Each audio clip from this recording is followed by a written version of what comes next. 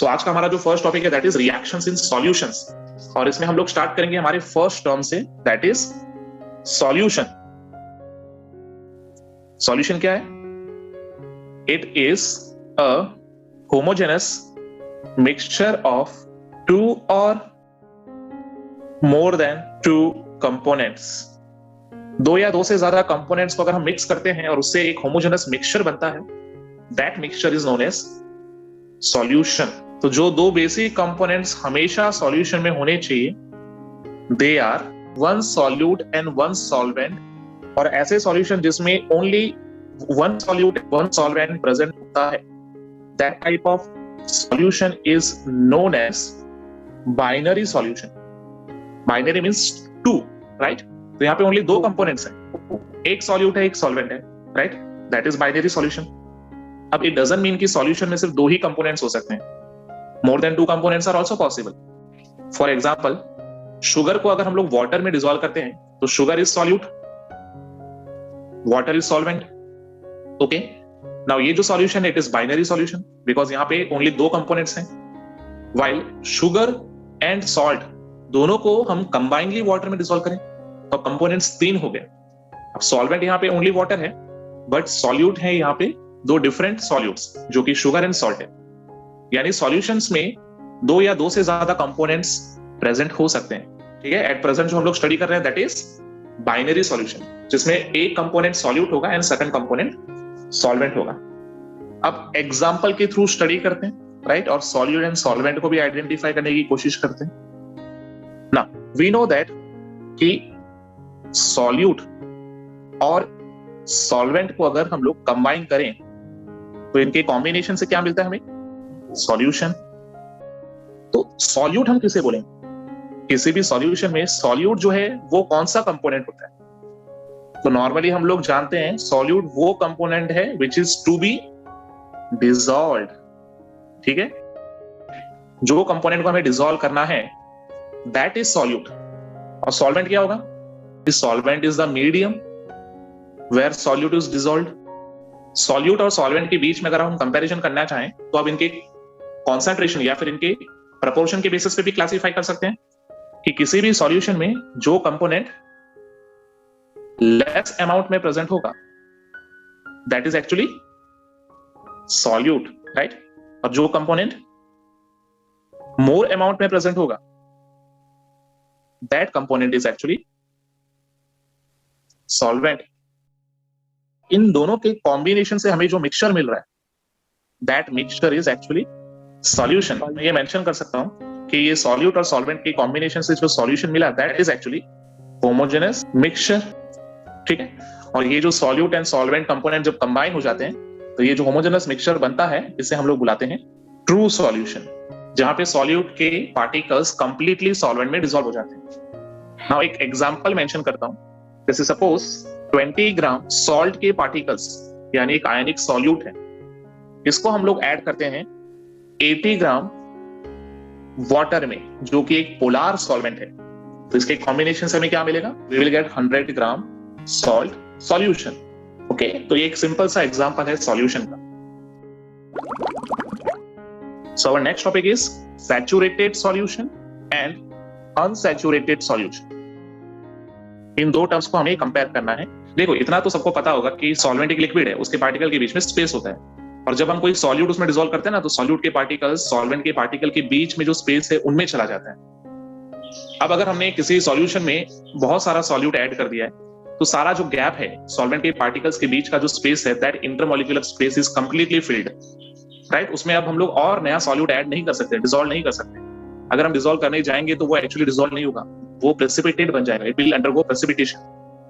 तब वो solution saturated solution बोला जाता है। और ऐसा सॉल्यूशन काफी कॉन्सेंट्रेटेड होता है, राइट? इसका जो कॉन्सेंट्रेशन है वो हाई होता है। अब अनसैचुरेटेड सॉल्यूशन क्या है? इसका एग्जैक्टली ऑपोजिट है, यानी इसमें अभी जो सॉल्यूट के पार्टिकल्स प्रेजेंट है वो लेस क्वांटिटी में है। अभी उसके जो बीच का स्पेस है सॉल्वेंट के पार्टिकल्स का, वो स्पेस अभी भी कंप्लीटली फिल नहीं हुआ है, और अब चाहे तो हम उसमें और नया सॉल्यूट ऐड कर सकते हैं। देन वो जो सॉल्यूशन होता है वो एक्चुअली अनसैचुरेटेड होता है, और ये कॉन्सेंट्रेशन में लेस होता है। नॉर्मली ये डाइल्यूट सॉल्यूशन होता है। डाइल्यूट समझते हो ना, जिसमें सॉल्वेंट ज्यादा है, सॉल्यूट कम। तो सैचुरेटेड सॉल्यूशन को डिफाइन कैसे करेंगे? We can write the solution in which no more solute can be dissolved. Okay, ये वो सॉल्यूशन है जिसमें हम और सॉल्यूट डिसॉल्व नहीं कर सकते, ठीक है, क्योंकि उसकी मैक्सिमम सॉल्युबिलिटी की लिमिट अब आ चुकी है, राइट। नाउ अनसैचुरेटेड सॉल्यूशन क्या है? These are the solution in which more solute can be dissolve, right. अब ये जो सॉल्यूशन होते हैं इनके अंदर एक्चुअली अभी भी और सॉल्यूट डिसॉल्व करने की कैपेसिटी है, ठीक है। तो मैं सेकंड पॉइंट में ये मेंशन कर देता हूं कि सैचुरेटेड सॉल्यूशन के केस में क्या होगा, concentration is high, while unsaturated solution के केस में क्या होगा, कॉन्सेंट्रेशन इज लो। इसलिए नॉर्मली हम लोग सैचुरेटेड सॉल्यूशन को क्या बुला सकते हैं, they are concentrated solution, and unsaturated solution को हम लोग बुला सकते हैं, they are dilute solution, okay. अब सैचुरेटेड सॉल्यूशन को कॉन्सेंट्रेटेड सॉल्यूशन बुलाने का रीजन क्या है? सैचुरेटेड सॉल्यूशन में अमाउंट ऑफ सॉल्यूट जो है हाई है या मोर है, व्हाइल अनसैचुरेटेड सॉल्यूशन में amount of solute is low. That's why इन दोनों को अगर हम डिफरेंशिएट करना चाहें तो कॉन्सेंट्रेशन के बेसिस पे इसे डिफरेंशिएट कर सकते हैं। So our next topic is concentration of solution. Concentration को कैसे डिफाइन करेंगे? The amount of solute dissolved in known amount of solvent और सॉल्यूशन, ठीक है, इज नोन एज कॉन्सेंट्रेशन। यानी किसी भी नोन क्वांटिटी ऑफ सॉल्वेंट में या सॉल्यूशन में कितना अमाउंट सॉल्यूट डिसॉल्व किया है, that actually express concentration of solution. तो कॉन्सेंट्रेशन ऑफ सॉल्यूशन को मैथमेटिकली कैसे एक्सप्रेस कर सकते हैं? Concentration of solution equals to amount of solute divided by amount of solvent or solution. Okay, ये जो रेशियो है, that ratio can express concentration of solution. और यहां पे जो amount of solute या फिर amount of solvent हमें एक्सप्रेस करना है, it can be expressed in various units, ठीक है। तो यहां पे मेंशन कर देता हूं, note the amount of solute and solvent or solution can be expressed in various units to form different concentration terms। यानी यहां पे जो सॉल्यूट और सॉल्वेंट का क्वांटिटी है, इस क्वांटिटी को हम लोग बहुत सारे यूनिट्स में एक्सप्रेस कर सकते हैं, और ये जो डिफरेंट यूनिट्स हैं इनकी हेल्प से हमें जो फॉर्मुलेज मिलेंगे, they will form different concentration terms. Now our next topic is concentration terms। concentration को एक्सप्रेस करने के लिए जो वेरियस मेथड्स या वेरियस टर्म्स हम लोग यूज करेंगे, now we are going to discuss them one by one।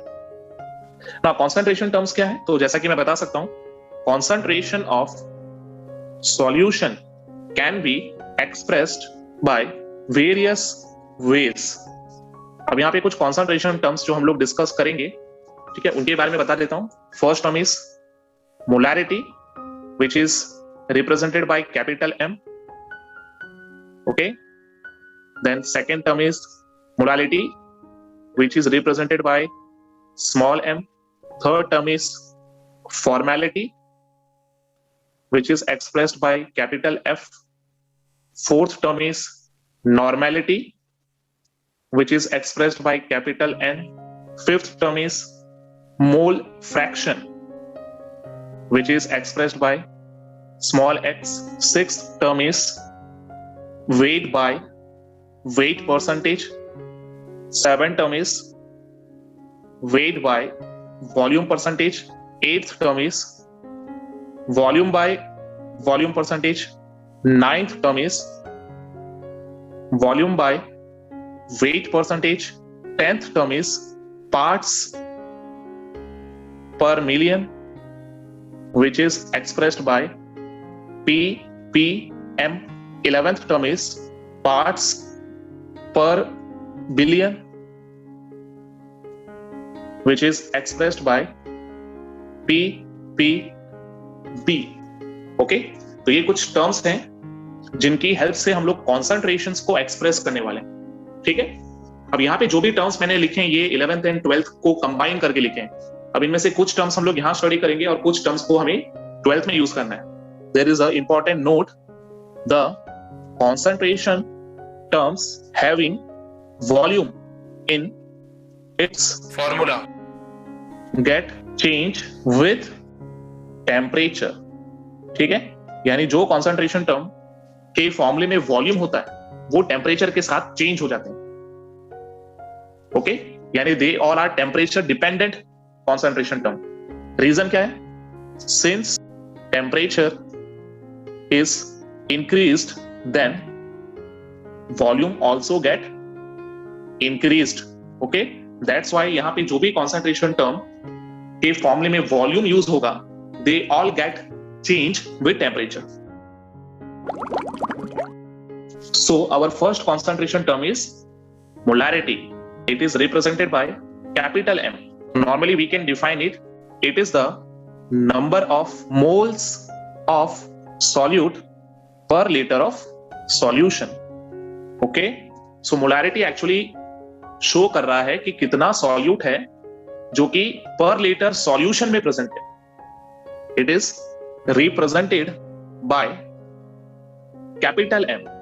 Okay, और इसकी यूनिट क्या होगी? जैसा कि उसका डेफिनेशन सजेस्ट कर रहा है, number of moles of solute पर लीटर ऑफ सॉल्यूशन। यानी फॉर्मूला क्या हो जाएगा इसका? मोल्स अपॉन लीटर, यूनिट हो जाएगी मोल पर लीटर। ठीक है, या फिर इसको हम लोग इस तरह से भी मेंशन कर सकते हैं, मोल लीटर इनवर्स। ठीक है, या फिर नॉर्मली हम लोग इसको मोलार से रिप्रेजेंट करते हैं, जिसका सिंबल होता है कैपिटल एम। ओके, अब कुछ सॉल्यूशंस के लिए सिंपल टर्म्स यूज किए जाते हैं मोलारिटी में। ठीक है, तो ये जो टर्म्स हैं ये एक्चुअली मोलारिटी को कैसे एक्सप्रेस कर रहे हैं वो हम डिस्कस करते हैं। For example, if the concentration of solution is 1 molar, that means solution 1 m है। सिमिलरली, अगर किसी सॉल्यूशन का कॉन्सेंट्रेशन 2 मोलार है, which means 2 m, right. Similarly, अगर किसी सॉल्यूशन का कॉन्सेंट्रेशन सेमी मोलार है, सेमी मोलार मींस m/2, या फिर जिसको बोल सकते हैं कि 0.5 मोलार सॉल्यूशन होगा। Okay, then next, if the solution is decimolar, it is m/10, which means it is 0.1 molar. अब ये जो मैं टर्म्स यूज कर रहा हूं ये कई सारे क्वेश्चन में यूज करते हैं, तो एट दैट टाइम कुछ स्टूडेंट्स जो है they feel difficulty, right, they struggles to understand कि एक्चुअली क्या कहना चाहते हैं। तो दैट्स व्हाई मैं यहाँ पे कुछ कॉमन टर्म्स मेंशन कर रहा हूं जो मोलारिटी में यूज करते हैं। If it is written as like centimolar, it is m/100, yes, और concentration होगा 0.01 molar। and if the concentration is expressed as millimolar, then it is m/1000, yes, it is actually 0.001 molar।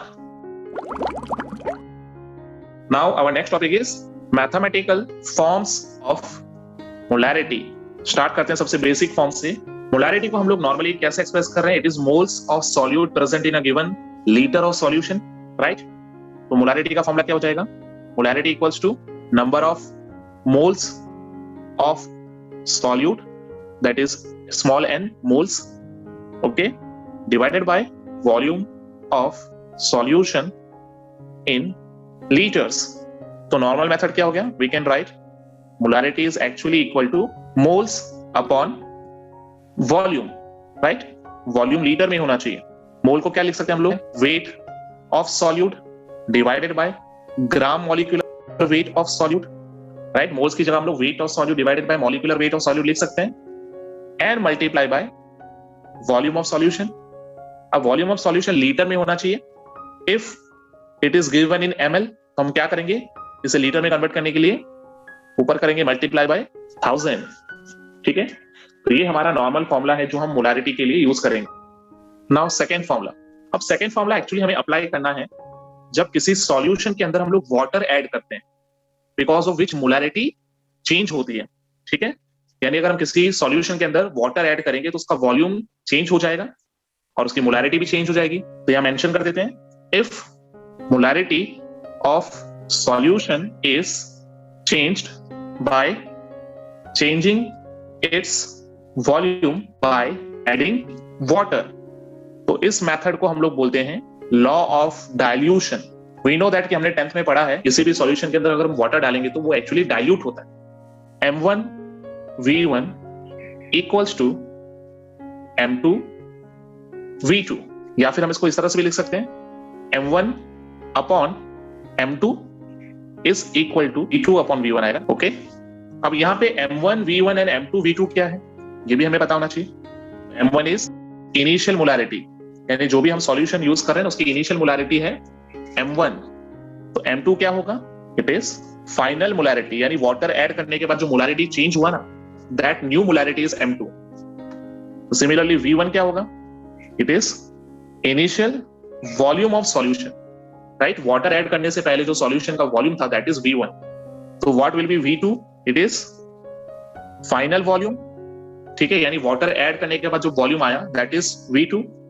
v2 के लिए हम लोग क्या कर सकते हैं, v1 plus volume of water added, right, जितना वॉल्यूम हमने वाटर उसमें ऐड किया है that volume is actually added to v1, so that is v2। Now third case, अब थर्ड केस जो है यहां पे हम लोग मोलैरिटी स्टडी करेंगे सॉल्यूशंस का, जब दो डिफरेंट सॉल्यूशंस को मिक्स किया जाता है containing same solute, right. Suppose अब मेरे पास 1 लीटर 2 मोलार शुगर सॉल्यूशन है, उसके अंदर मैं 4 molar 2 litre sugar solution add करूंगा, तो जो नया सॉल्यूशन बनेगा उसकी मोलैरिटी क्या होगी। सो ऐसे कंडीशन के लिए हम लोग हमारा थर्ड केस स्टडी करेंगे। तो थर्ड केस होगा, if 2 solutions of same solute are mixed then the molarity changes। अब मोलैरिटी चेंजेस क्यों होगी, बिकॉज दो सॉल्यूशन जब मिक्स होंगे दोनों की डिफरेंट मोलैरिटी है, एज वेल एज दोनों का वॉल्यूम जब कंबाइन होगा तो टोटल वॉल्यूम भी इंक्रीज होगा, ठीक है, तो मोलैरिटी चेंज होगी। तो इसे हम लोग बुलाते हैं लॉ ऑफ मिक्सिंग। यहां पे हमारा फॉर्मूला क्या होगा, our formula is final molarity that is m final is equal to m1 v1 plus m2 v2 divided by v1 plus v2। Okay, अब यहां पे m1 क्या है, यू नो, m2 क्या है वो भी हमें पता है, v1 एंड v2 भी हमें मालूम है, राइट, तो मुझे यहां पे मेंशन करने की जरूरत नहीं है। एंड लास्ट केस, अब अगर कोई रिएक्शन है जिसमें बैलेंस केमिकल इक्वेशन गिवन है और रिएक्टेंट्स A और रिएक्टेंट सपोज आपस में रिएक्ट कर रहे हैं, तो एट दैट टाइम मोलैरिटी में क्या चेंजेस आएंगे उसको भी हम लोग स्टडी कर सकते हैं, राइट। तो हमारा नेक्स्ट केस होगा, in a balanced chemical equation if n1 moles of reactant 1 reacts with n2 moles of reactant 2, ठीक है, देन मोलैरिटी को कैसे हम लोग रिलेट कर सकते हैं। तो सबसे पहले एक इक्वेशन बता देता हूं, जैसे सपोज n1 मोल्स हैं रिएक्टेंट 1 के जो कि A है, प्लस n2 मोल्स हैं रिएक्टेंट 2 के दैट इज B। नाउ ये दोनों कंबाइन होके हमें एक प्रोडक्ट दे रहे हैं, ओके। अब यहां पे मोलैरिटी को कंपेयर करने के लिए हमारे पास फॉर्मूला होगा m1 v1 upon n1 equals to m2 v2 upon n2। Okay, ये जो मोलैरिटी कॉन्सेंट्रेशन टर्म है एक्चुअली इसके फॉर्म में हम लोग देख रहे हैं कि वॉल्यूम यूज हो रहा है, दैट मींस ये टेम्परेचर के साथ चेंज होना चाहिए, right. So we can write formula of molarity contains volume so it changes with temperature। okay, यानी मोलैरिटी जो प्रॉपर्टी है it is a temperature dependent property. So our next topic is numerical problem of molarity Okay, now suppose 4 gram of sodium hydroxide, that is NaOH, is dissolved in water to prepare 250 ml of solution. Now we have to find out the molarity of this solution. So solution क्या होगा? तो सबसे पहले हमारे पास given data में क्या है? Weight of NaOH कितना गिवन है? It is 4 gram. And what is the gram molecular weight of NaOH? Yes, molecular weight NaOH का कितना होता है? Na का 23, ऑक्सीजन का 16 होता है एंड हाइड्रोजन का 1 होता है. तो कंबाइन करके वी विल गेट 40 ग्राम पर मोल, राइट? और वॉल्यूम ऑफ सॉल्यूशन कितना है? It is 250 ml. So molarity अगर हमें कैलकुलेट करनी है तो मोलारिटी का फॉर्मूला क्या है? It is weight of solute in gram divided by gram molecular weight of solute into volume. अब यहाँ पे ml में गिवन है तो मैं ml में एक्सप्रेस कर रहा हूं and we have to convert it into litre, इसलिए ऊपर मल्टीप्लाई करूंगा 1000 से. अब यहाँ पे वैल्यूज को पुट कर देते हैं, सारी वैल्यूज हमारे पास अवेलेबल है. तो वेट की जगह हम लोग लिख देते हैं 4 gram and gram molecular weight कितना है? इट इज 40 ग्राम पर mole and volume of solution is 250 ml and ऊपर मल्टीप्लाई 1000 सॉल्व करेंगे तो मोलारिटी कितनी आएगी? इट इज एक्चुअली 0.4 मोल पर लीटर, या फिर जिसको हम लोग बोल सकते हैं it is 0.4 molar, right? Capital M.